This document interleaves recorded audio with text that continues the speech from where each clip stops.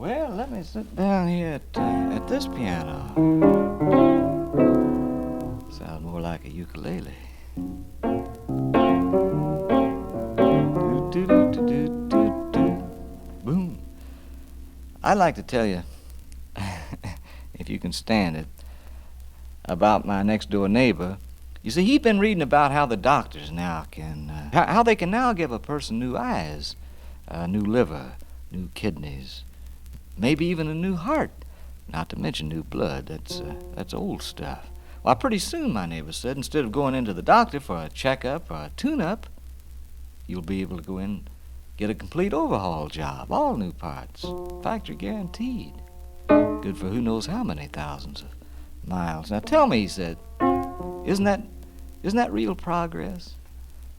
Well, I had to admit that this latest dream, this new scientific approach to eternal youth, did seem to hold more promise than some of those old-fashioned schemes, such as people had, like, Ponce de Leon, who hoped to find the fountain of youth in Florida, of all places. Yeah, I was just about to join the club, get on that scientific bandwagon, when my neighbor went and fell in love with one of these modern scientific ladies who knew and practiced all these latest beauty secrets, including the replacement of original parts. She went and traded her nose in on a new one, got herself a new pair of choppers. I don't know if they were brand new or if, she just got herself some new enamel.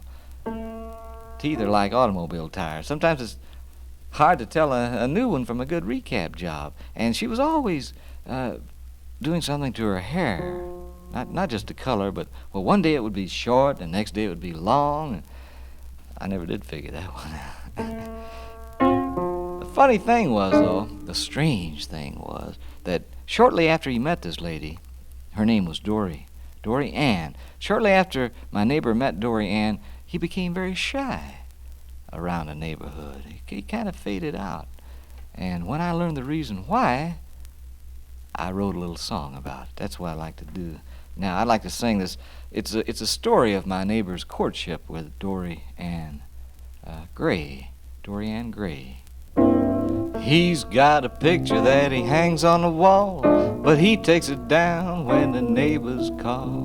He puts it back up when the neighbors go away. It's a picture of a chick named Dory Ann Gray. He says, Dory Ann, I don't think the neighbors would understand. People say that Dory found the fountain of youth. Hasn't changed a lick, and that's the truth. But a picture on the wall keeps aging every day. There's wrinkles on the picture of Dory Ann Gray. He says, Dory Ann,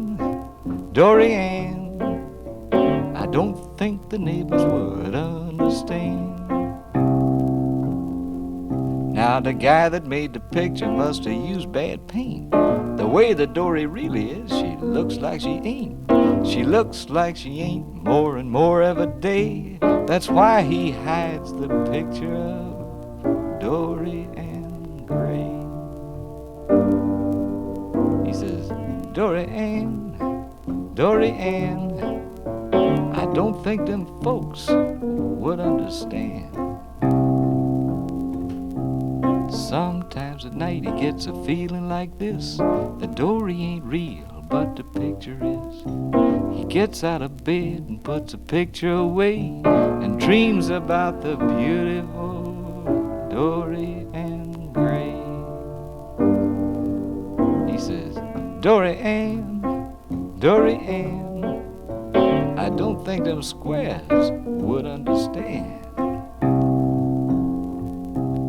One night he finally couldn't get to sleep.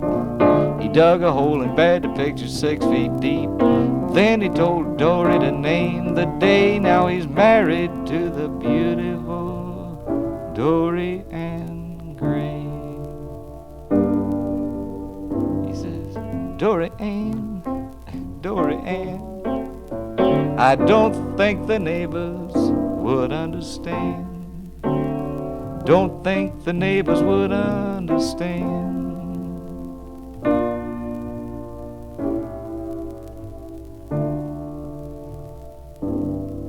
I'd like to apologize to Mr. Wilde for this motherless mother of a motherless child.